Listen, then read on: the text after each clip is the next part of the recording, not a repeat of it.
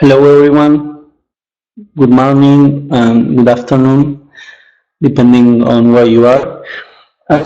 Please let me know if you can hear me well.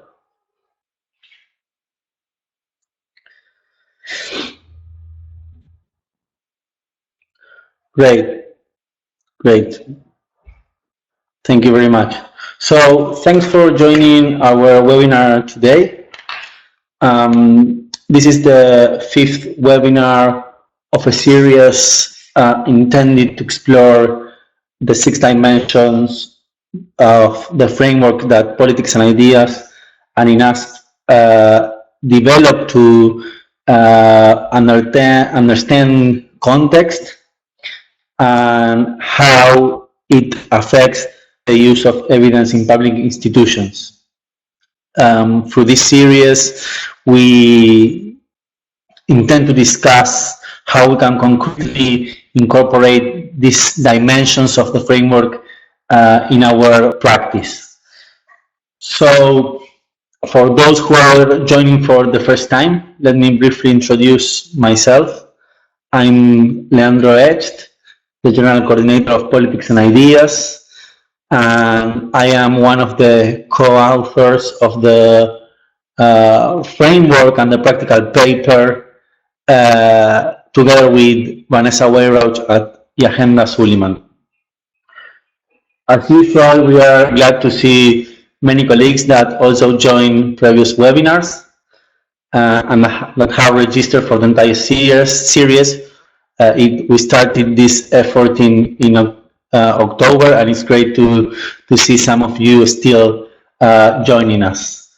Remember that we will sharing the recorded version of the webinar afterwards, are also the recorded version of previous webinar for those who are interested in them. Indeed, we have already shared them with the invitation to this webinar. So, just a brief comment on the methodology before we start. We are so many, so it is not possible to give voice to all of you. So the way it works is that you can jump in with your questions through the chat. Some of you have been commenting already and saying hello. You can also use this channel to post your questions and concerns. Anyway, there will be a specific questions and answer sessions during the webinar. And thanks for your understanding of some connectivity challenge in this type of seminars. So let me go present our agenda for today. We will start going through the dimension of organizational capacity. We will discuss its relevance and main subdimensions. And on the second part of the webinar, we will receive our guest speaker today, and he will tell us about how the Ghanaian public sector deals with organizational capacity. So we can have some ideas of how these dimensions applies in practice. So, just a brief introduction to the framework for those who are not well embedded at this point. The objective and the goal of this framework that started to be developed in 2015 was to systematize existing knowledge around context. Our aims were to detect and explore the main contextual factors that affect the promotion and use of knowledge in policymaking. Also identify and systematize some practices from different interventions that promote the use of knowledge in policy around the world, and encourage the use of the framework to help policymakers and practitioners identify promising potential areas of change within their interventions. So those were our goals, and these goals resulted in three main products. One framework, more conceptual with the dimensions, one paper with practical implications. Vanessa is now sharing the third product. There is an interactive site where you will find these dimensions interacting, and also you will have access to the different papers. Having said that, let me move to the interactive product. You will see this product appearing in your screens. Please let me know if this is not the case. But anyway, I would also recommend you to navigate, to open the link that Vanessa shared in the chat and navigate the site in your own devices. So, in this site and in this figure, we can see the 6 dimensions of our framework, from macro context to intra and inter relationships, and this culture, organizational capacity, which is the dimension that gathers us today, management and processes, and other resources. Today we will focus in number 4, which is the red circle. And this dimension refers to organizational capacity that we have defined as the ability to an organization to use its resources to perform. If you see the way the site works is that if you stand on each dimension, a definition of it will appear together with the different subdimensions, which in this case are the red circles, emerging practices that illustrate how different institutions around the world deal with this dimension. So these are the 3 elements of each dimension that you should take into account when you navigate this site. So indeed, organizational capacity plays a key role in making the use of research possible or not, as well as how it is taken up in public organizations. So it is one of the key dimensions of the framework. As we did with all the dimensions, we would break down organizational capacity in 4 subdimensions. These are, as I said, the smaller red circles. And let me present them briefly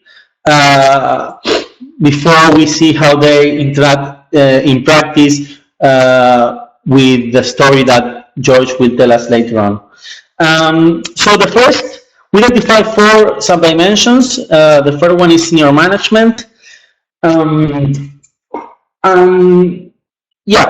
Senior management in public organizations often play an important role in terms of interpreting the evidence and as well as deciding who will advise this organization and how.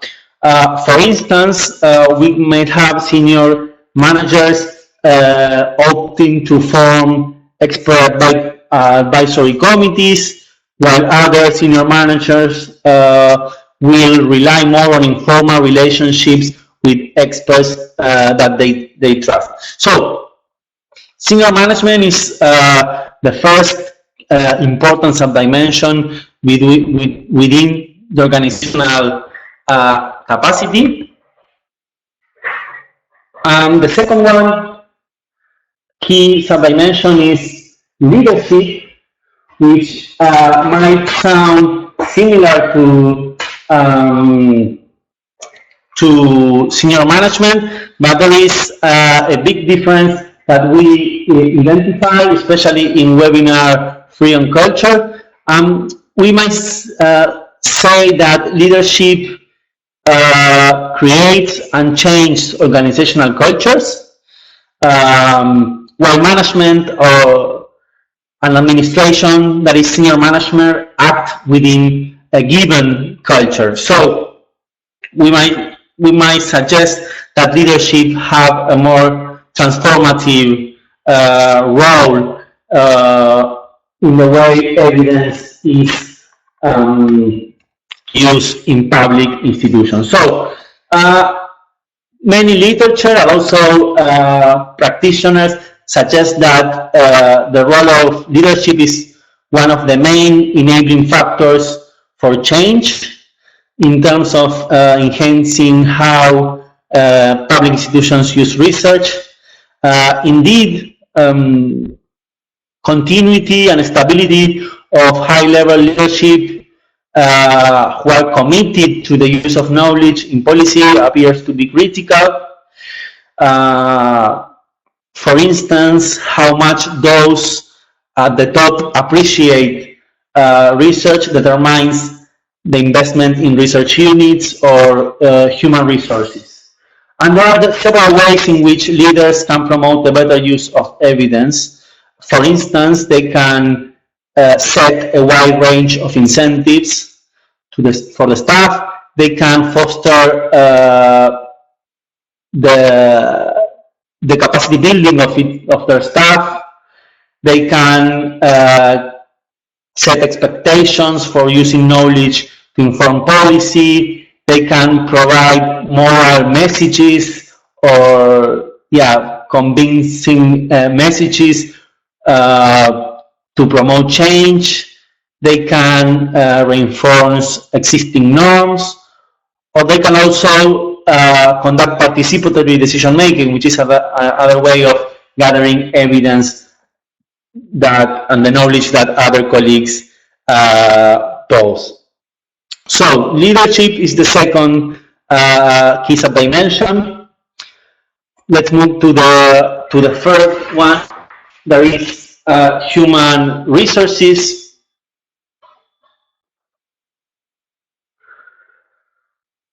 And this is a very important one. Indeed, organizational capacity might sound at first impression to be related to human resources, and this is because government agencies do not always have adequate resources to hire or retain the best staff with the right skills and capacity to conduct research or identify the type of knowledge that are needed at different stages of the policy process and decision making. The capacity of human resources refers to the skills that bureaucratic agencies have to manage programs successfully.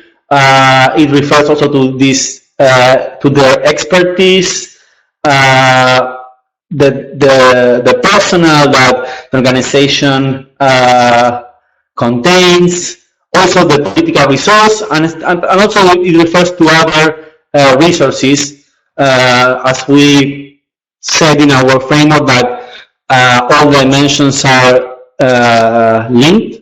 So organizational capacity has, of course, clear linkage with other resources of organization, with culture, etc.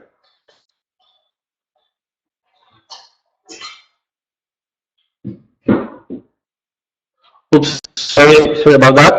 I think my voice went off for a second. So, one important point is that the ability to use evidence are usually related to the educational background of policymakers. You will tell us if you see this in your own experience, but it usually happens that civil servants with graduate diploma or postgraduate degrees are typically more likely to use research in policy. at the same time they present a greater capacity for assessment of the research evidence compared with those with lower academic qualifications. The profession of the policymakers also influences their predisposition to accept and incorporate evidence. For instance, let's say economists are a type of professionals that are very used to deal with data all the time, so they are more likely to incorporate evidence in their policy-related work. Another point that is interesting is that in some countries where local research is still scarce, the ability to access research in other language, especially English, can also affect policymakers' capacity to use evidence. So we see that there are different elements related to how human resources use or do not use evidence in their organizations. So, to make a reference to the emerging practices, if you are interested in experiences on building civil servant capacities to deal with evidence, you can check the study tours and the courses on evidence-based policymaking in South Africa. These are very interesting practices and innovative experiences on building capacity of public sector staff. So let me move briefly to the final sub-dimension.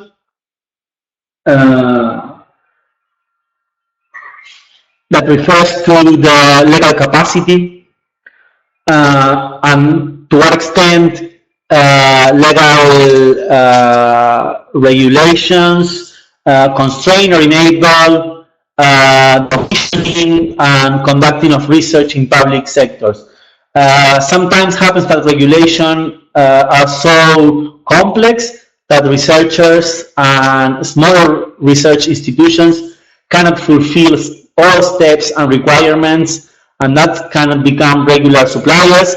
Those who are in this webinar that work in the supply side might have experienced some challenges and bureaucratic difficulties when trying to work with the public sector. Other important point under the legal capacity dimension is the existing positions in an organization. For example, if there is a remark division between categories of the staff, let's say policy specialists or administrative staff, it might create barriers to policy knowledge to interact with decision-making process. So at this point, we have seen the different sub-dimensions that are related to organizational capacity. Now, I would like to ask you a question. Considering what we have just addressed, what sub-dimension will you say that weighs most in your practice? You should be, a poll is now in your screen. So I'll give you 2 minutes to answer this question. I see some of you already answering.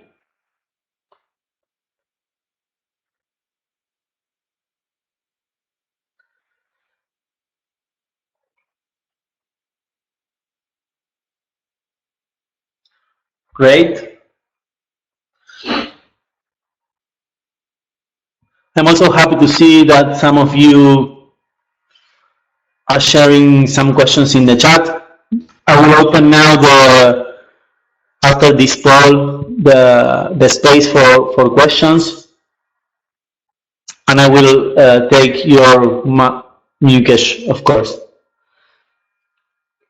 Let me give some minutes for the colleagues who are answering. We are gathering an interesting number of responses.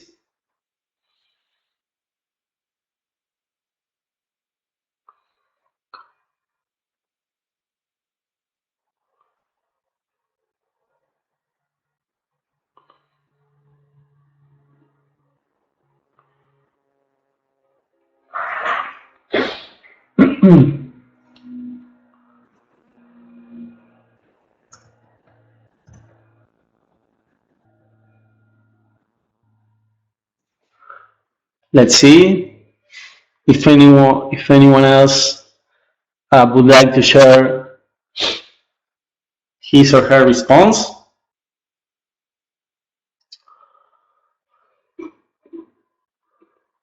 Okay, let me close the poll and share with you the results. So it seems that leadership is the sub-dimension that you identify as the most important one when it comes to build organizational capacity within the public sector.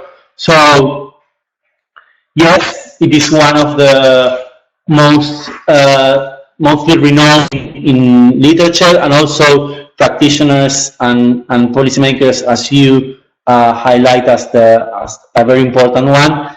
In second place, we have senior management and human resources skills, and finally legal capacity. So it seems that when we refer to organizational capacity, what counts more is the general dimension of skills and human capacities, from the staff to the leaders and another type of leadership, that is the senior managers.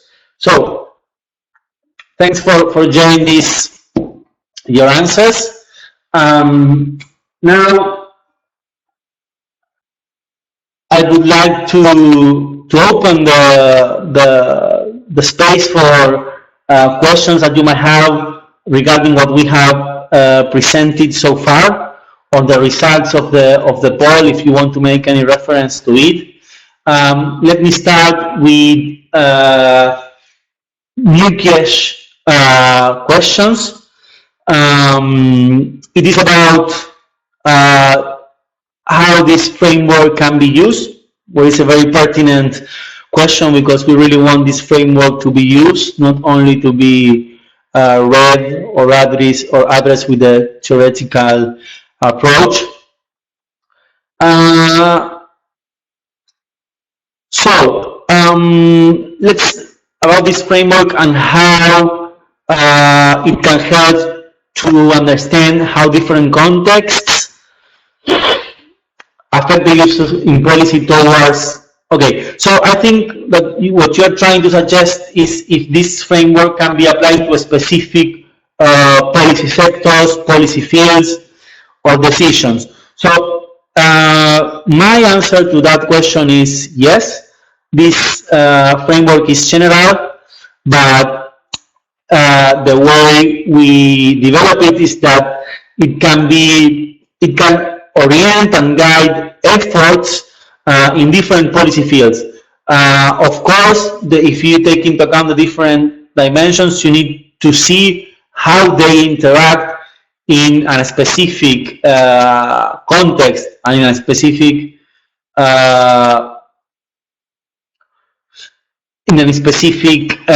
context and organization scenario.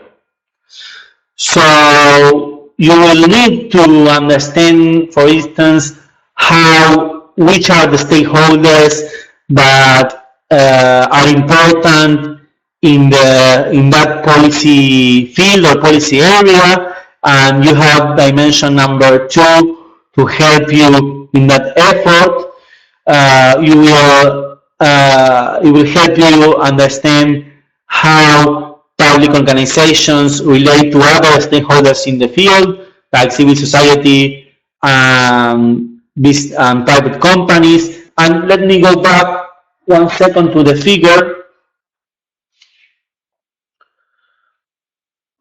Thanks, Vanessa, for supporting in the response. Let me read what she's saying. The framework is a lens to apply to different contexts. It would allow you to take a comprehensive and systemic approach and make sure you're looking at the critical aspect of your context. In this case, the low carbon transition policy. Of course, some dimensions and some dimensions will emerge as more critical in your case. And to ensure you really detect the critical ones, we encourage you to apply it with the help of other stakeholders with different perceptions and perspectives. Thanks, Vanessa. And this reinforces the idea that the context is a general lens that can be applied to different, the framework is a general lens, sorry, that can be applied to different policy areas and fields. And let me come back 1 second to the figure. If we see the figure that shows how dimensions interact, we'll see how it also considers the existence of different stakeholders in the context, from private companies to citizens, research organizations, donors, media.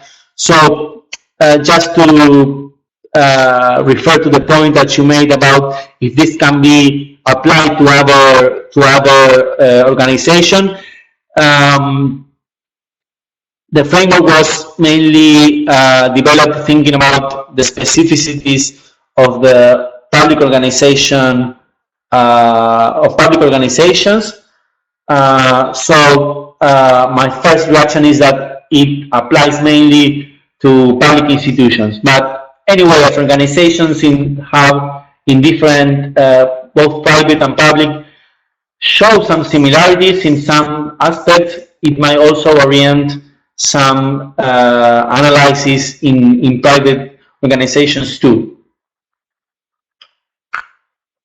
Yes, Vanessa, what Vanessa is saying supports what I say. So let's hope this answer your concern, Makish. Let's move to other questions. We have one from Alucius.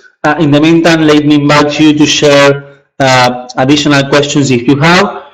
So Alucius asked about financial resources. Is it not part of significant dimension in organizational capacity? That's an interesting point, Alucius. In the way we built this framework, we included financial resources, other dimension 6 of the framework. Let me come back to the figure for a minute. This is other resources.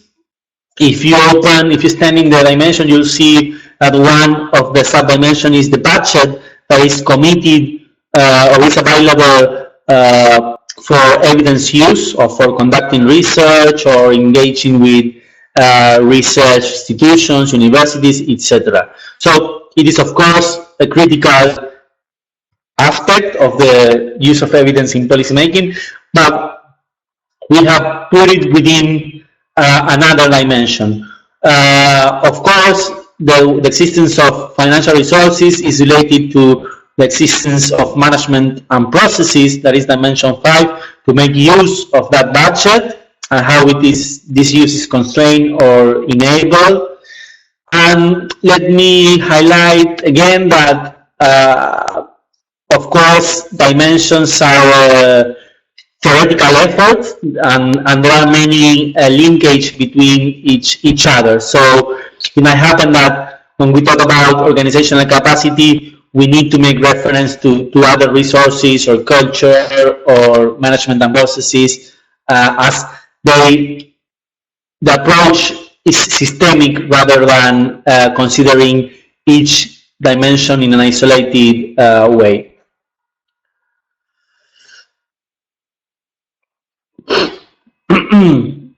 Yes, that's important. You can listen to the recorded version, Aloysius, of webinar 2 if you are interested in the core resources dimensions. We will share all the recorded versions afterwards.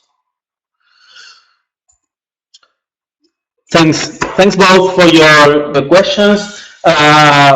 If you don't have any other concern that you would like to share, I would like to jump to the second session, or the second section, sorry, of the webinar, in which we will introduce our guest speaker and we will discuss how this organizational capacity dimension is managed in practice.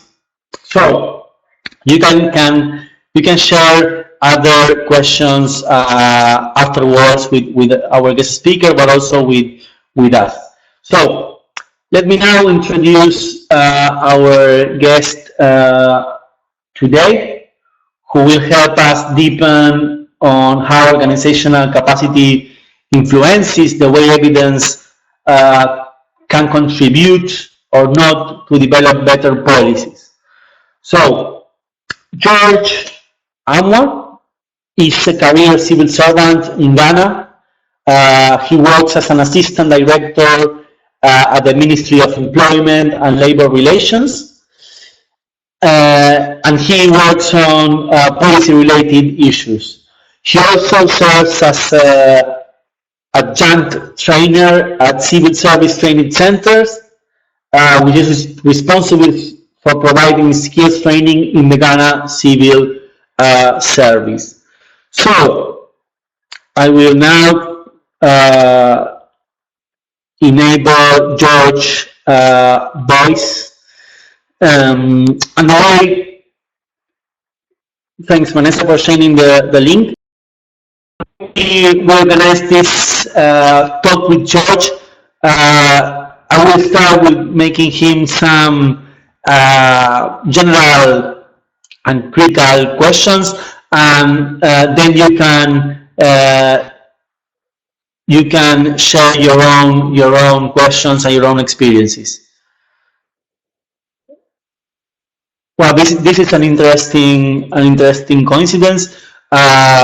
Moses is telling us that Uganda established a civil service college along the Ghanaian model. So I invite you, Moses, to share your own experiences and views about this college in light of what George will tell us. So, George, again, thank you very much. Please, if you want to say hello, just to see if the colleagues can hear you. Hello. Hello, George. Hello. Let's. Yeah. Yeah, your voice is very clear now. So, great. Thank you very much for your willingness to share your experience with us.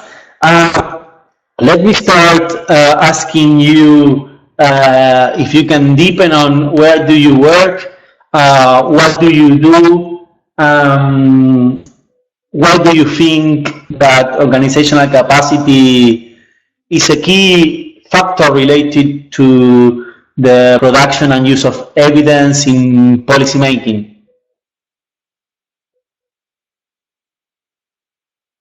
Thanks, Leandro.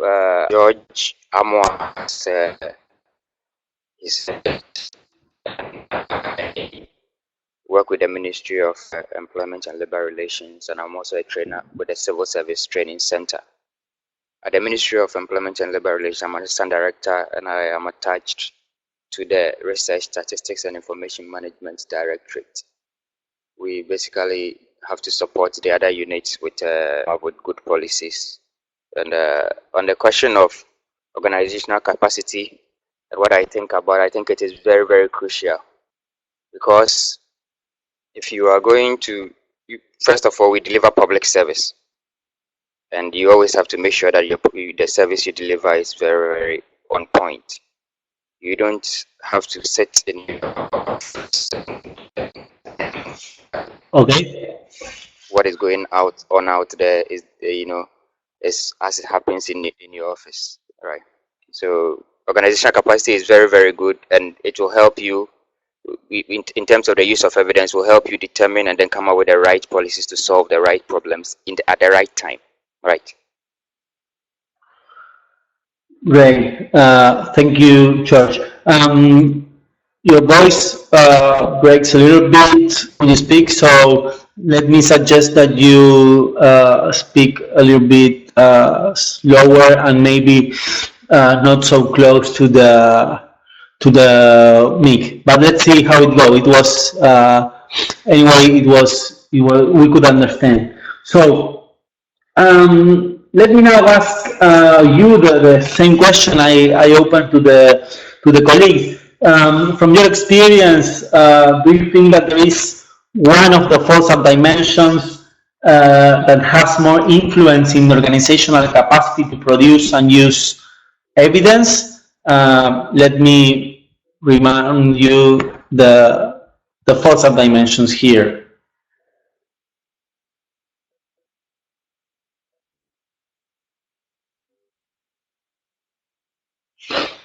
Okay, so all of them are very, very important, but I think senior management to me is very, very crucial, and the leadership at all levels. Then you come to human resource and then legal capacity. And from where I work, I think the system I work in. And in which way do you see that senior management is important in the way it helps build organizational capacity? If you can help us with some example in which senior management is crucial to this capacity in organizations.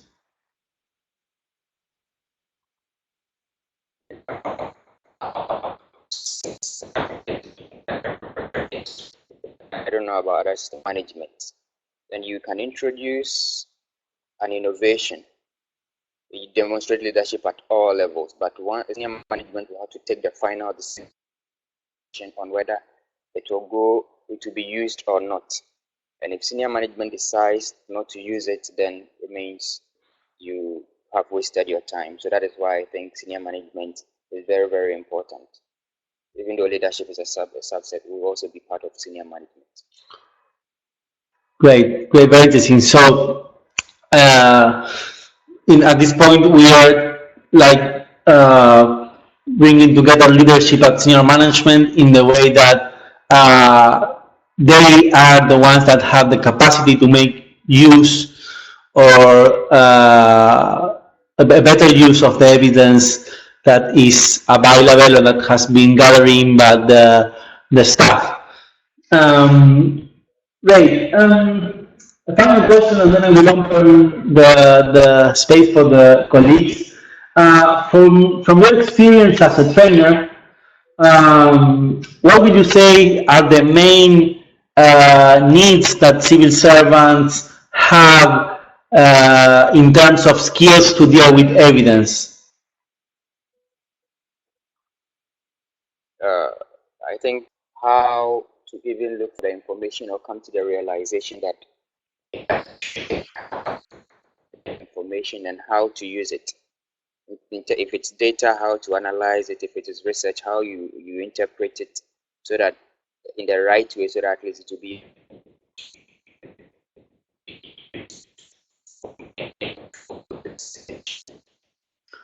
Hello. Hello, George. Let's wait this. It's a bit technical, and if the person, especially research, then it means it becomes. Hello. Yes. Yeah. Thanks, George. So indeed, your voice is breaking. So maybe you can repeat what you were saying about the main need that you were identifying. Okay, so I hope everybody can hear me now. Let's see.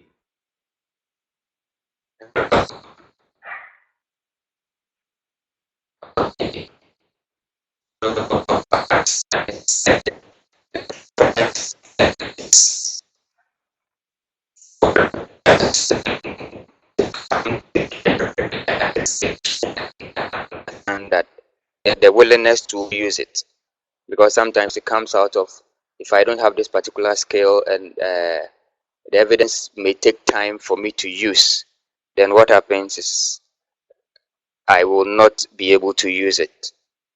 Other issues are assessing the research itself is also very, very important. And then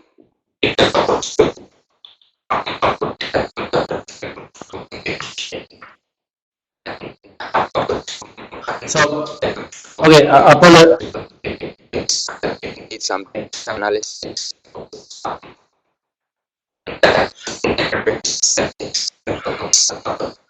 So, I'm so sorry that the George voice is breaking. George, let's wait a second. So, despite we made the respective audio tests, now the technology is playing a bad role with us. So, George, let me suggest that we try to interact through the chat. It might be a little bit not so dynamic at this point. So let's see, let's try once again with your voice, and if the problem persists, we can use the chat to discuss. And I will help with my voice picking up the different questions and answers. So let's try once more with your voice. So you were a second need that you highlighted is the issue of assessment of evidence, if I understood right. Is there any other capacity need that you identify as critical in the Ghanaian public sector?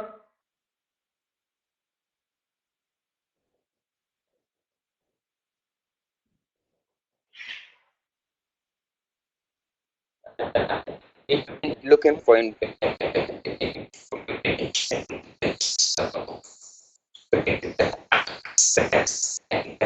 access and then come up with the right sometimes.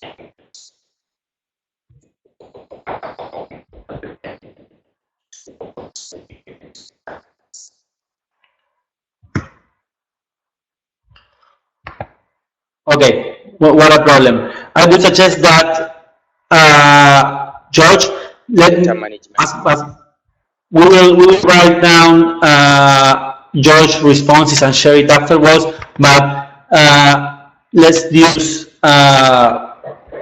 this space to interact through the chat. So George, maybe you can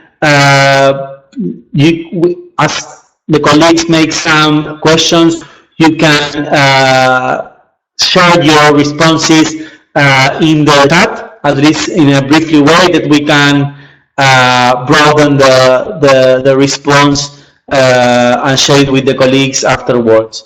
So,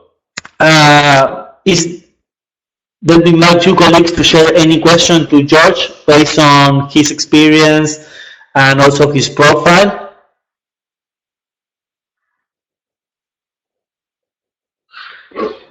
You can write your questions in the chat, and I will read it for everyone, and George will answer in the chat.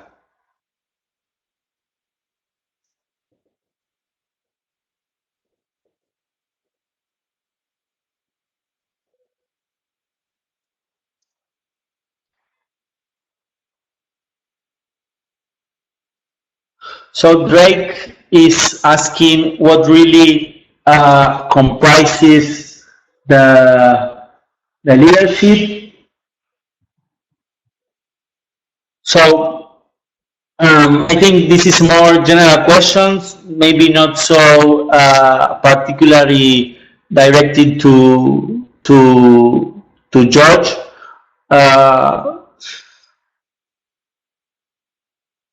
So what is considered under leadership, I would suggest you go to the interactive product and also the papers that we that give the content to this interactive product, and specifically go to the section in which we address leadership.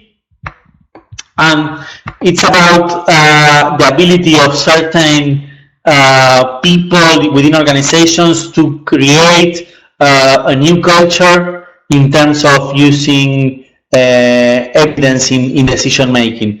So that's a general reference to leadership that contains any other elements that make it in some way different of what we understand by seniors management, but at the same time they are interrelated. So here there is a questions for you, George. Maybe you can answer through the chat. Vanessa asked, how should one assess where to start if there is a clear need to improve organizational capacity? That can be related to the point that if you have an approach at the CFTC to build civil servant capacities in this field, you have a way to identify what are the needs and how to improve them.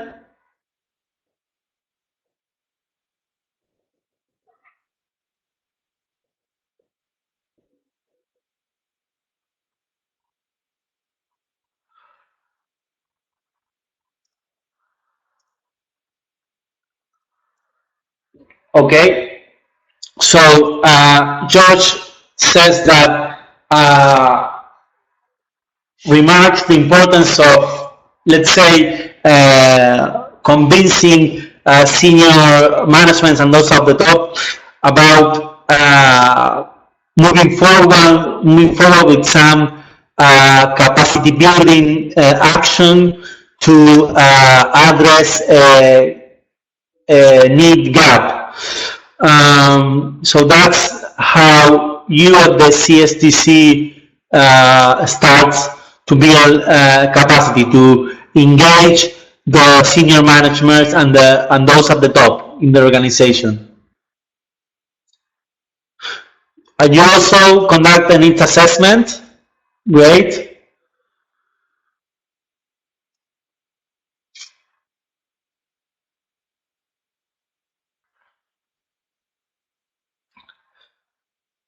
What type of needs assessment is this, Vanessa? Is a self-assessment that organizations conduct or teams conduct by themselves, or do you or any other external party is in charge of this assessment? Hello? Yes. So it depends. So Yes, it please go ahead. depends. For most of the general training organized by the Civil Service Training Center, the needs assessment is organized by the Civil Training Center. But specific cost-specific needs, then those ones, either they come to the Civil Service Training Center or the organization itself can do it. But the bottom line is, whichever way the thing is, even if it's not pre-course assessment. Okay, so it depends of the intervention if the assessment is conducted by the CSTC or by the teams themselves. Okay, let's move to Robina question.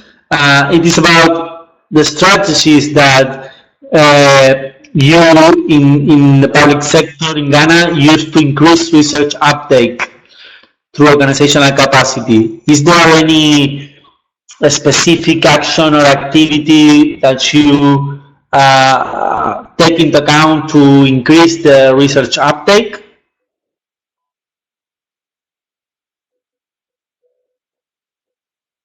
So I can give my perspective. When we went to the Ministry of Employment, Labor Relations,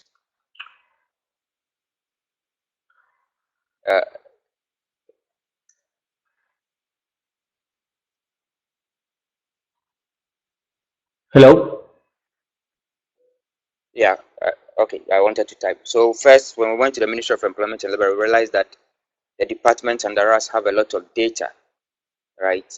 But how they manage it is very, very bad. So anytime you call for information, it is very, very difficult to get accurate information.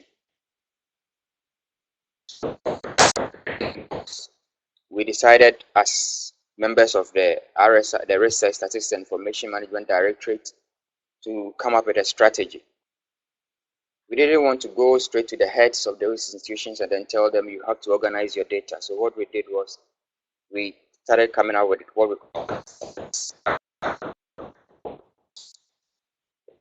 first one, which is out their annual performance report. The second time we came out with the template.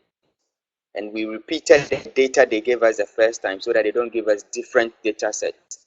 Third, ran the templates, and they are always involved at every stage in the design of the template. So they are actually excited about it.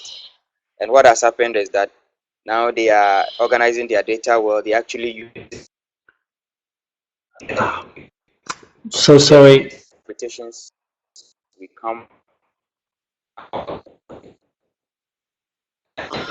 So also now what is happening is we are trying to sort of do a quick survey. Still okay. Let me type. okay, I'm sorry, Church. It's clear that you have this anecdote and example show that you have an approach to deal with capacity building and how you try to convince the different stakeholders in the public in the organizations. So I'm sure that we will have the chance to write it down and share it with the colleagues for a better understanding. So let me continue with the comments in the chat. So Aloysius asked, how should we cope with leadership that is not supportive to the use of evidence? Um, well, this is a critical question. I think that the way we deal with this challenge is of course very contextual, and it depends of the type of leader that are in questions. So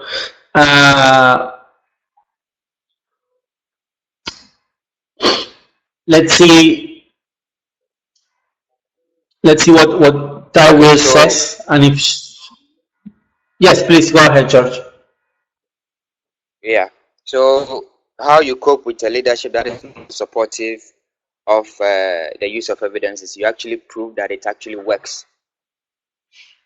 And how you prove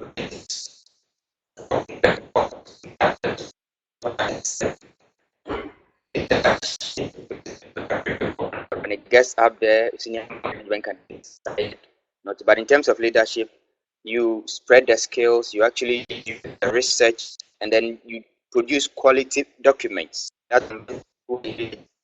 actually makes sense, and this actually can be relied on. So that is how you can cope. The other way is to communicate, how you communicate to them. You don't need to push it on them because, mind you, they probably are your seniors. And you have, once they fall in love with it, it is also fine. And you don't need to also give them huge, bulky documents.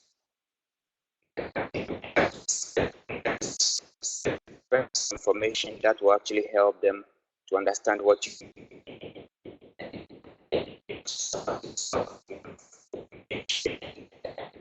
credible that source of information is. And I right.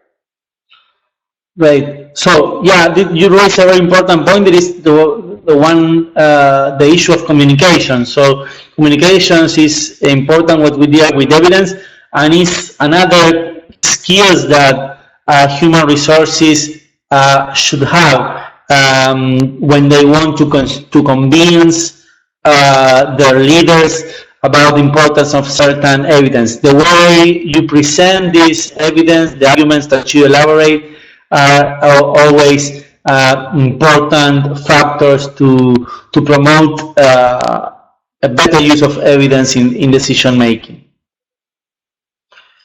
What else? What other questions do you have? Yeah, please, sure.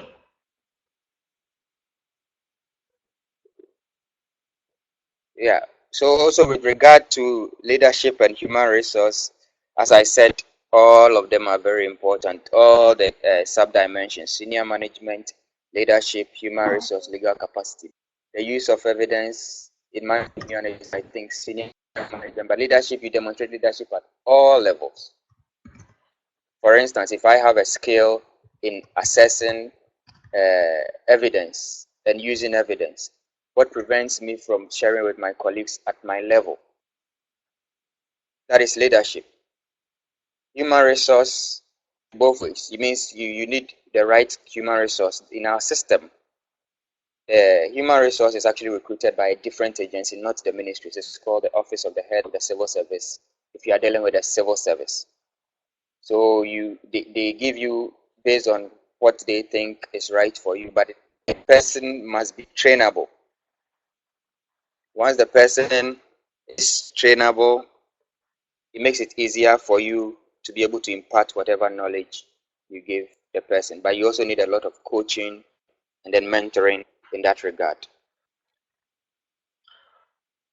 I see. I see. Very, very interesting. Now that you refer to the human resources and how what skills they are supposed to have, and let me ask you if you in the Ghana public sector uh, value the professional skills and experience of human resources when it comes to the recruitment and also promotion of these human resources. Is that an important skill when it comes to recruitment and promotion?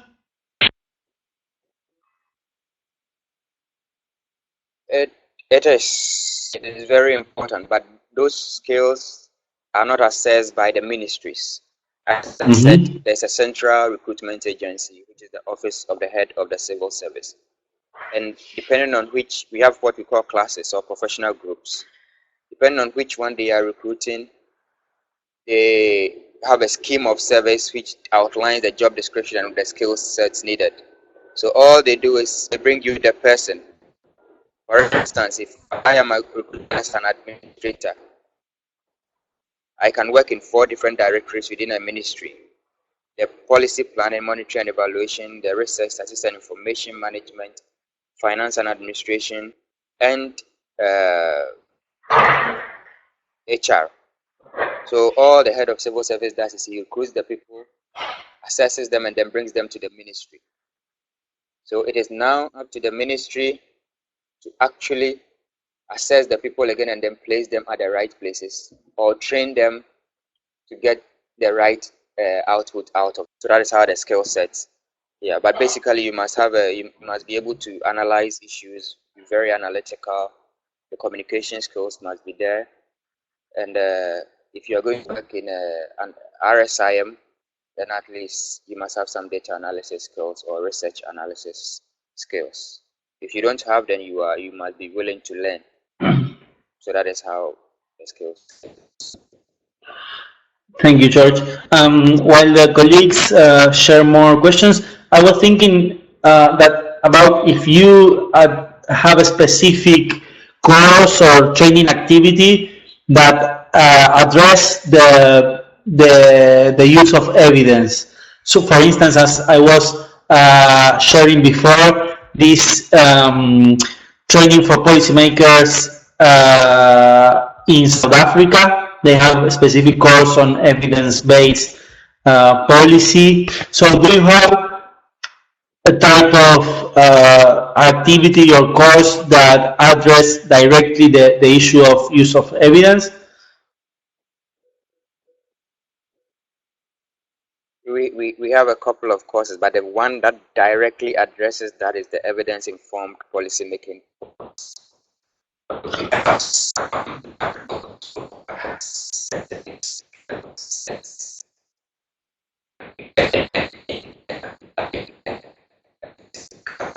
Oops. And quality I, productivity improvement. I Then we see. have the public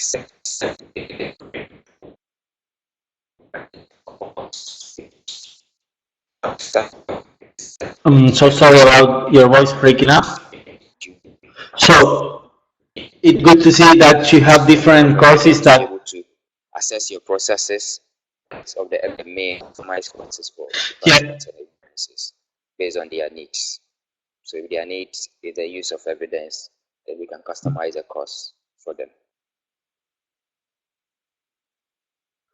I see. I see. Very, very interesting. So your voice broke a little bit, but we got to understand that you adapt courses and customize courses based on the results of the needs assessment for different institutions. I find very interesting the idea of comparing existing courses, public courses delivered by public organizations in different countries, and to compare what type of issues considered under the topic of evidence use. So that might be a work that someone might be interested in carried out. So yeah, can you hear us? Hello, George. I didn't hear the question. No, no, it was not the question. It was it was not a question. It was a comment on your experience. So, do you have any more questions that you would like to share with George? Hello?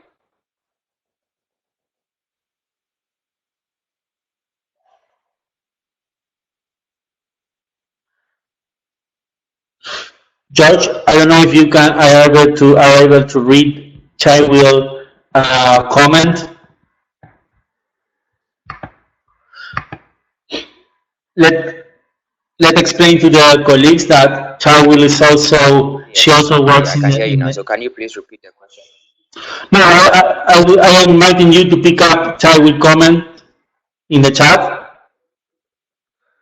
Child will is also a Ghanaian civil Okay. servant. All right. So yes. So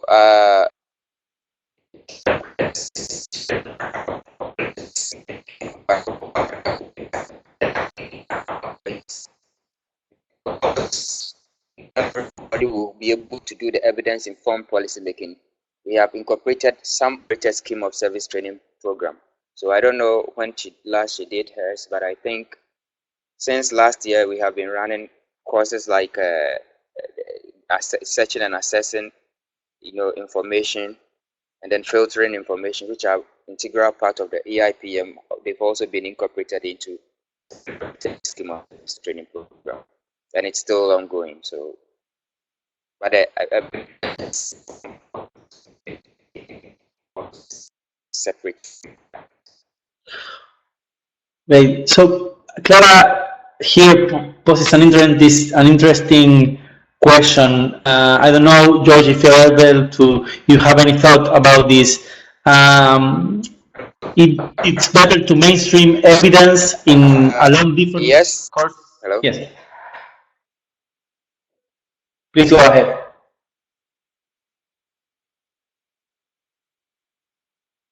We have not really stopped running the standalone EIPM courses, but you can have so much people attending the EIPM courses within a year.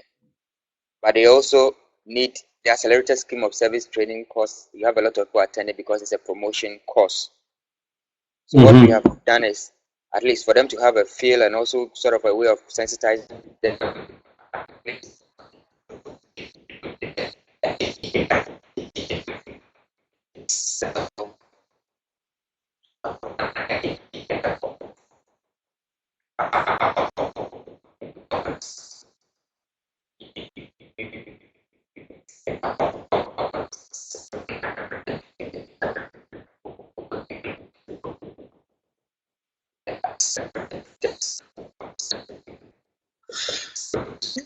So it's breaking a lot now. It's we cannot understand at this point. So The EIPM at the same time.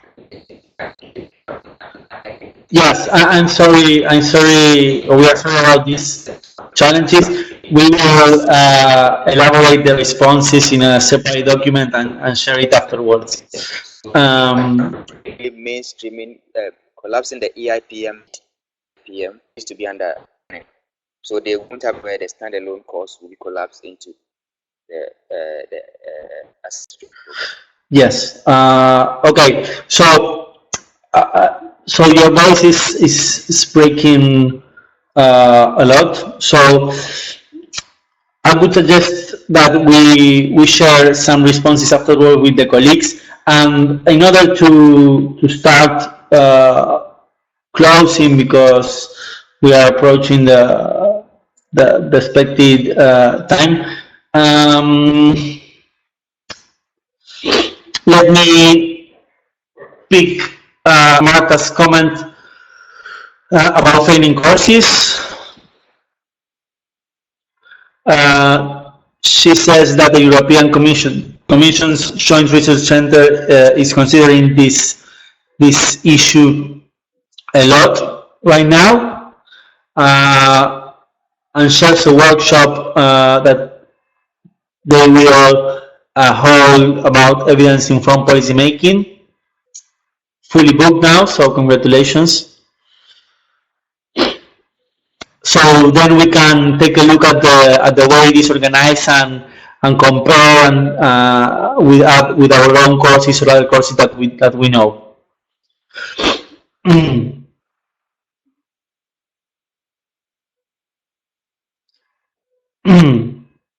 So regarding to standalone versus general courses, Tawi says that it would be useful as a standalone course to ensure details.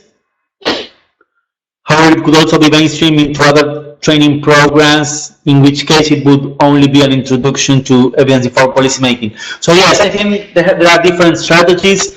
It really depends on the opportunities. At Politics and Ideas, we have delivered courses that directly address the issue of evidence, the use of evidence in policymaking. But we have also introduced some elements in more specific courses that were delivered for specific sectors, for instance, for childhood.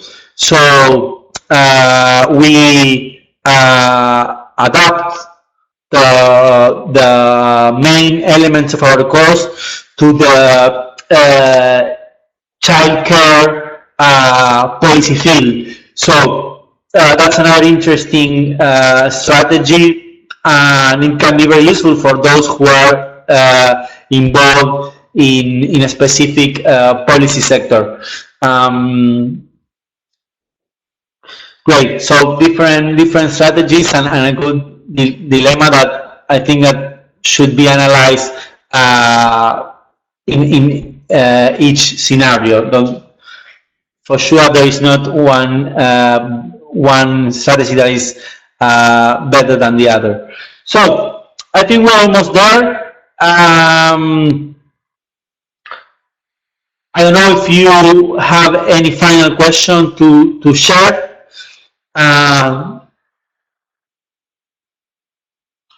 To George or to all the colleagues in the room.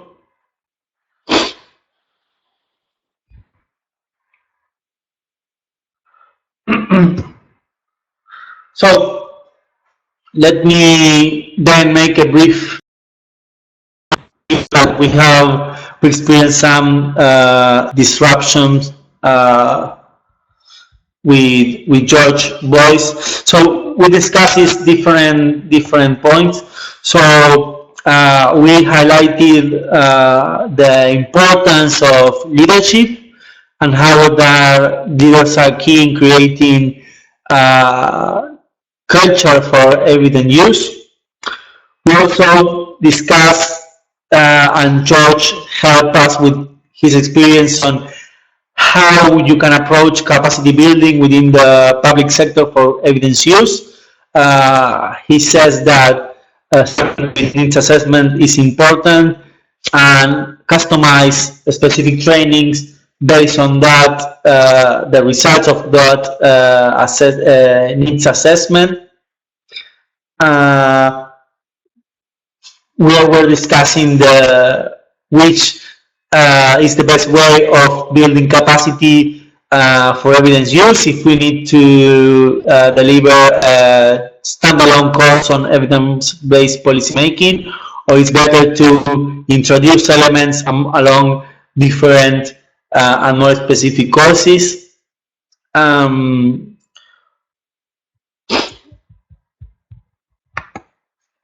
I think that were some of the topics that we discussed. I see some of you are still sharing some of your thoughts.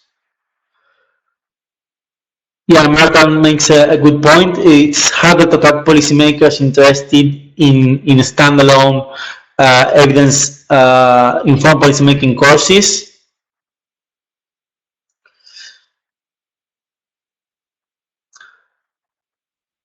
Maybe, as Vanessa suggests, a standalone course is better for those who have already showed some interest in the topic and understanding of the importance of evidence-based policymaking.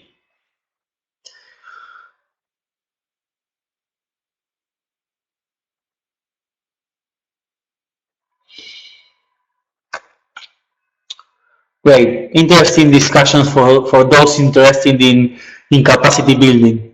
I'm sure we at Politics and Ideas and in us will come back to this interesting debate, because it's very pertinent to our work. Okay, so we are almost there with the end of the course. Of the webinar, sorry. Let me first express our gratitude to George. It's a pity that despite the audio test that we made last week, yesterday and today before the webinar starts, we faced some technology challenges. Unfortunately, it is part of the online world. So thank you, Josh, for your efforts to overcome these challenges. Then we will talk and see if we can share other a supportive document to the colleagues that attended the webinar. So finally, let me invite you to first continue navigating the website. You will see more information on the different sub-dimensions and dimensions of the framework. You can also check other emerging practices of your interest. You can also download the papers, the full version of papers that are available there. So we invite you first to look at the site, and of course try to see if you think the framework is useful to help you in your practice. Try to analyze how you will be able to apply it in your own institutions and interventions. Finally, let me invite you to the sixth and last webinar of this series. It's on March 22nd. It's on dimension number 2 of the framework, that is intra and interrelationships, which we consider another key dimension because it refers to the way that the public institution interact both with its sister organization, but also with other research institutions, universities, NGOs that can contribute with their expertise and studies, and doing a strategic use of this relationship. It's very important for a better use and a better culture of evidence use in policymaking. So March 22nd, we will have Leonardo Garnier as our guest speaker. He was 2 times Minister of Education in Costa Rica, 1 time Minister of Planning. So he has vast experience, and he also has a great academic background. So I'm sure this will be a new interesting debate. So that's all from our side. We will share the recorded version of the webinar, and we will also share some written aspect of the discussion that we held today. So thank you very much, everyone, and especially to George. And once again, I apologize for the technology challenges. Have a nice day.